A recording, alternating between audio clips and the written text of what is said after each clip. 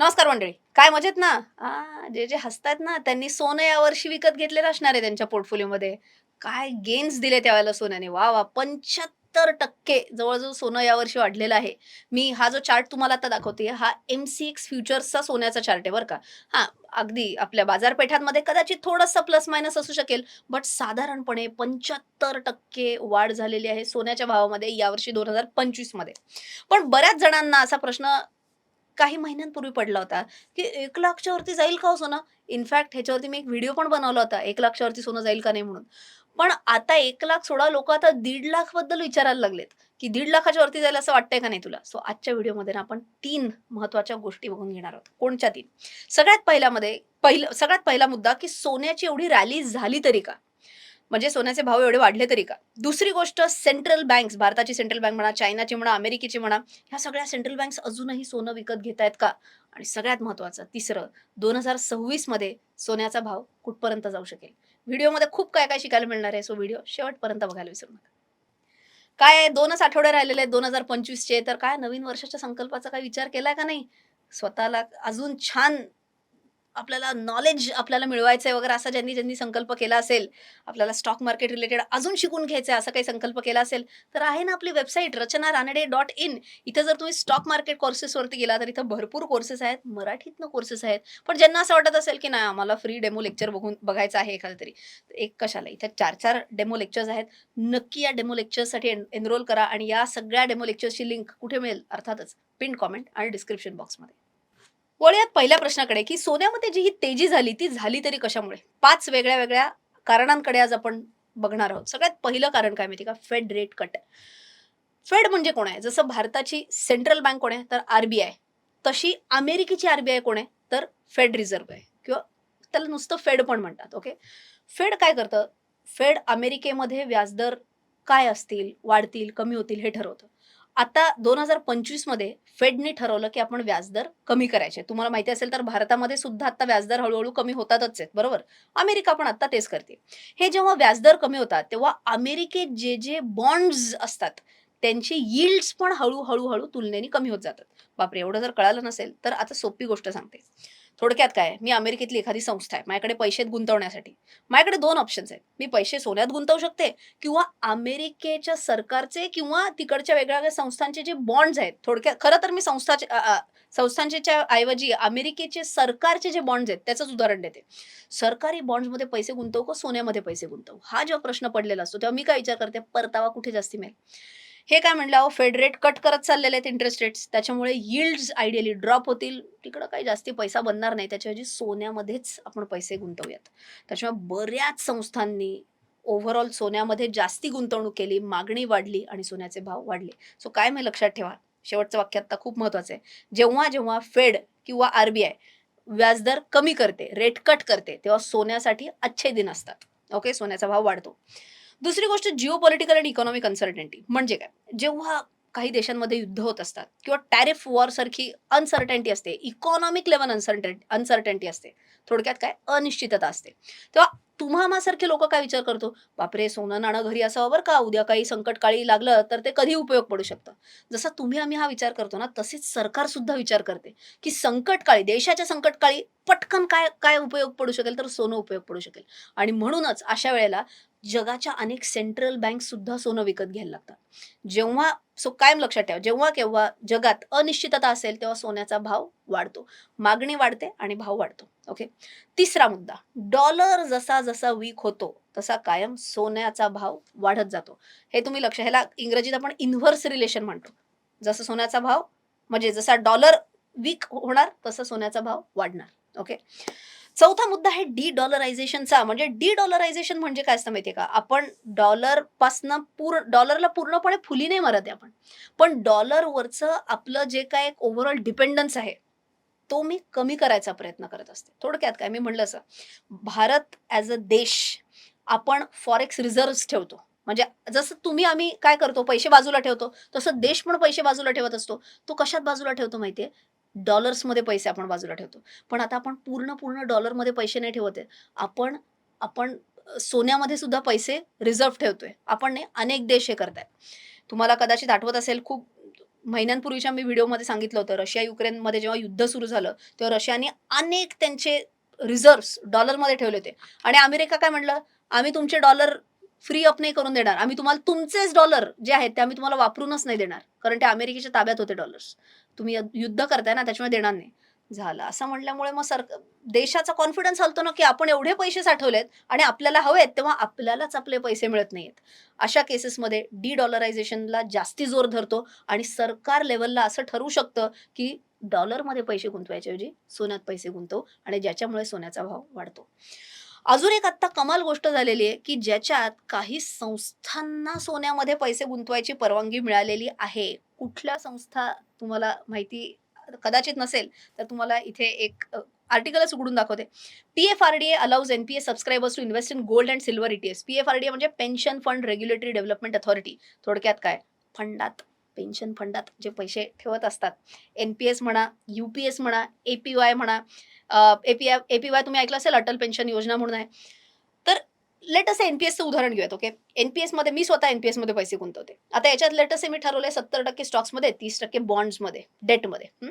पण मला सोन्यामध्ये जर पैसे गुंतवायचे असतील तर आत्तापर्यंत परवानगीच नव्हती आणि आत्ता ही एक लेटेस्ट अमेंडमेंट आलेली आहे. मागच्या आठवड्यातलीच अमेंडमेंट आहे, की आता हे सगळे जे आहेत government employees who are subscribers of NPS, UPS, APY, they can invest up to 5% जी मॅक्सिमम परमिसिबल लिमिट आहे ती.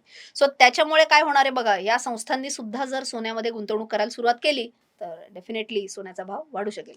पण हे झालं या संस्थांचं. सेंट्रल गव्हर्नमेंट अजूनही बाय करतेय का नाही? आता मी तुम्हाला घेऊन जाते एका कमाल वेबसाईट. आता तुम्हाला खूप वेगळ्या-वेगळ्या वेबसाईट्स दाखवणार आहे, ज्याच्यावरून तुम्हाला लक्षात येईल, की कुठल्या सेंट्रल बँककडे नक्की किती-किती सोनं आहे. ओके. सगळ्यात आधी जर तुम्ही बघितलं, हे आता भारताचं मी येते.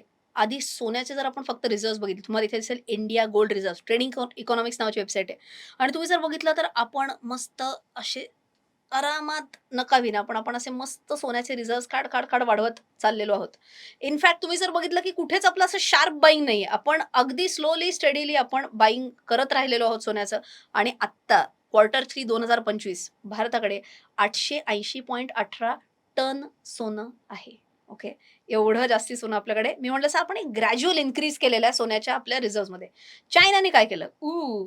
चायनाकडे बघा 2021-22 मध्ये तुलनेने कमी सोनं होतं. पण जेव्हा रशिया-युक्रेन युद्ध सुरू झालं, तेव्हा चायनाला लक्षात आलं, अच्छा अमेरिका अशी अडवणूक करते होय रशियाची. उद्या आपली पण अडवणूक केली तर? त्याच्यामुळे अमेरिकन डॉलरमध्ये पैसे रिझर्व्ह ठेवायचे ऐवजी आपण सोन्यात पैसे रिझर्व्ह ठेवूयात. आणि इकडनं जे धाड चायनाने गोल्ड बायिंग सुरू केलं, ते तुम्ही बघितलंच असेल. तर त्यांचं आता तर फारच म्हणजे त्यांचं तर 2300 2300 टन सोनं त्यांच्याकडे. भारताकडे किती आहे? परत एकदा दाखवते कंपॅरिझन बघा. आपल्याकडे 880 टन आहे. त्यांच्याकडे 2300 टन सोनं चायनाकडे. आता ठीक आहे, आपल्याला एवढं तर कळालं, की दोघांकडे भरपूर सोनं तर भरपूर आहे.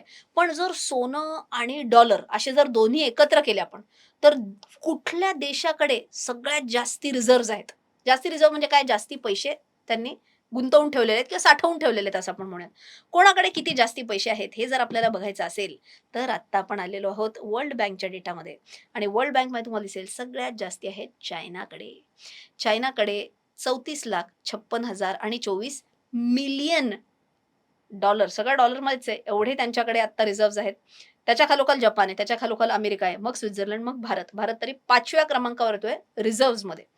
बट जरी छान वाटत असेल टॉप 5 मध्ये, फक्त आपला आकडा किती आहे बघा, 6,43,000. मी आता नुसतंच नॉर्मल आकडा सांगते आणि चायना 34,56,000. चायना आपल्या 6 पट रिझर्व्हज आहेत जवळ-जवळ. सो चायना आहे का आपल्यापेक्षा मोठं? तर आहे, त्याच्यात काही दुमत नाहीये. आता जर आपण बघितलं, ठीक आहे, रिझर्व्हज कोणाकडे आहे? चायनाकडे रिझर्व्हज सगळ्यात जास्ती आहे. पण सोन्यामध्ये रिझर्व्हज चायनाकडे जास्ती आहेत का अमेरिकेकडे सोन्याचे रिझर्व्ह जास्ती आहेत? तर हा इथे त्यांनी ना Q3 मध्ये गोल्ड होल्डिंग पर्सेंटेज म्हणजे तुमच्याकडे जेवढे पैसे आहेत त्याच्यापैकी सोन्यात किती आहेत? तर जर तुम्ही बघितलं तर अमेरिकेकडे 80% रिझर्व्ह सोन्यामध्ये आहेत. म्हणजे जर त्यांनी 100 जर त्यांनी बाजूला ठेवले असतील देशाच्या लेव्हलला, कारण हे $100 म्हणायला पाहिजे आपल्याला व्हॅल्यू वाईज, त्याच्यापैकी $80चं सोनंच आहे.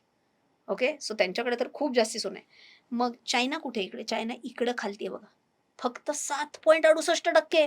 अमेरिकेकडे 80% रिझर्व्ह सोन्यात आहेत आणि ह्यांच्याकडे फक्त 7.68% सोन्यात आहे आणि चायनापेक्षा जास्ती आपल्याकडे 15.17% अर्थात तुम्ही टर्न वाईज बघितलंय चायनाकडे जास्ती आहे. पण जर तुम्ही टक्केवारी बघितली, तर टक्केवारी भारताकडे जास्ती आहे चायनापेक्षा. 15% सोन्यामध्ये रिझर्व्हज आहेत. ओव्हरऑल तुम्हाला लक्षात आलंच असेल पण, की आत्ता अमेरिकेशी तुलना केली तर भारत म्हणा, चायना म्हणा आपल्याकडे सोनं तुलनेने खूपच कमी आहे. सो असे चान्सेस तरी आहेत, की येणाऱ्या काळामध्ये भारताची सेंट्रल बँक म्हणा, चायनाची सेंट्रल बँक म्हणा, सोनं अजून घेत राहू शकतात. आता सगळ्यात महत्त्वाच्या प्रश्नाकडे, की सोनं 2026 मध्ये कुठपर्यंत पोहोचू शकेल? त्याच्यासाठी आपण जरा इतर मोठ्या-मोठ्या संस्थांचे आधी काय-काय थॉट प्रोसेस आहे, त्यांना काय वाटतंय, कितीपर्यंत सोनं जाईल, ह्याचं जरा आधी आपण बघून घेऊयात. Okay. Gold price prediction 2026 will bullion prices cross 1,50,000. Here's what global banks are forecasting. Okay. आता ह्याच्यात जर तुम्ही ही मोठी-मोठी नावं आहेत बरं का, बँक ऑफ अमेरिका त्यांचं तर मत आहे $5,000 पर्यंत सोनं जाईल. आता तुम्ही म्हणाल $5,000 पण आत्ता किती? या क्षणी जेव्हा मी आता व्हिडिओ शूट करतेय, तेव्हा आत्ताची त्याचा भाव $4,286 आहे. साधारण 4,300 पकडा. ओके.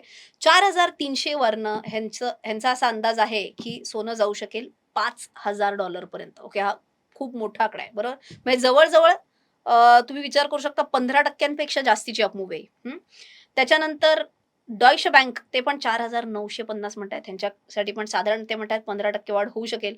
गोल्डमन सॅक्स त्यांनी सुद्धा $4,900 टार्गेट दिलेलं आहे आणि अल्टिमेटली एच-एस-बी-सी बँक एकमेव आहे, जी म्हणतेय 4,400. आत्ता 4,300, 4,400 पर्यंत जाईल फार झालं तरी. $100 वाढेल. पण कोणीही असं नाही म्हणत आहे, की 15% पडेल, 20% पडेल, कचरा होणार. कोणीच असं नाही म्हणत आहे. कारण मी म्हटलं असं, जे आपण सुरुवातीला फॅक्टर्स बघितले होते ना, फेड रेट कट अजूनही होतच आहे. डॉलरायझेशनचं वारं अजूनही वाहतच आहे. त्याच्यानंतर अस्थिरता जी जगभरात आहे, ती तर अजून आहेच आहे. सो सगळ्यांना असं वाटतं, की अजून एखादा वर्ष तरी सोनं ऑफकोर्स 65 आणि 70% रिटर्न नाही देणार. बट निगेटिव्ह रिटर्न होईल असं या चौघांपैकी कोणालाही वाटत नाहीये. काही म्हणतात अगदी थोडं वाटेल, पण 4 पैकी 3 जणांचा तरी असा अंदाज आहे, की साधारण 15% वाढायला हरकत नाही. टेक्निकल एनालिसिस काय सांगते? जर मी आता यूएस डॉलर पर आउन्स हे जर इकडे चेक केलं, तर तुम्हाला कळेल इथे ज्यांनी माझा इंग्रजीतला प्राइस ॲक्शन एनालिसिस कोर्स केलेला आहे, इथे एक व्ही-सी-पी म्हणतात त्याला. याच्याप्रमाणे टार्गेट एक अल्टिमेट टार्गेट जे येतं, ते असं असतं, की हा हा जो तुमचा एक इकडे हा जो एक यू फॉर्म झालेला आहे, हा तुम्ही इकडे असा रेप्लिकेट करू शकता आणि याच्यातनं तुम्हाला साधारण त्याची टार्गेट प्राइस कळू शकते. सो टेक्निकल एनालिसिस प्रमाणे सुद्धा साधारण $4,500 $4,600 म्हणजे साधारण एक इकडनं पुढे पण एक 7 ते 8% आसपास अ, सोनं वाढायला हरकत नाही, असं टेक्निकल एनालिसिस प्रमाणे पण वाटतंय. सोनं एवढं वाढेल हे ऐकून जर छान वाटलं असेल, तर YouTubeच्या अल्गोरिथमला पण छान वाटेल असं काहीतरी तुम्ही करू शकता. काय? तर ते लाइक बटन हाणू शकता. आजच्या व्हिडिओमध्ये तुम्हाला खूप काय-काय वेगळ्या-वेगळ्या गोष्टी जर शिकायला मिळाल्या असतील, तर हा व्हिडिओ जास्तीत जास्त लोकांपर्यंत शेअर करा. नवीन-नवीन टॉपिक्स तुमच्यासमोर घेऊन यायला मला आनंद होतोच आणि व्हायला पाहिजेच आहे. का? कारण चॅनल माझा नाही, आपला आहे. तुम्ही अनेक सोशल मीडिया प्लॅटफॉर्म्सवर अशा जाहिराती बघितल्या असतील. प्लीज नोट करा, हे सर्व फ्रॉडस्टर्स आहेत आणि तुम्हाला कायम हे स्टॉक टिप्स आणि खूप जास्ती रिटर्न्स प्रॉमिस करतील. मी कोणतेही कॉल्स देत नाही, मी कोणतीही ॲडवायझरी सर्व्हिस पण देत नाही. मी फक्त आणि फक्त ज्ञान देते. तेही माझ्या YouTube चॅनलवरून आणि माझ्या वेबसाईट्सवरून रचनारानडे.com आणि रचनारानडे.in वरून.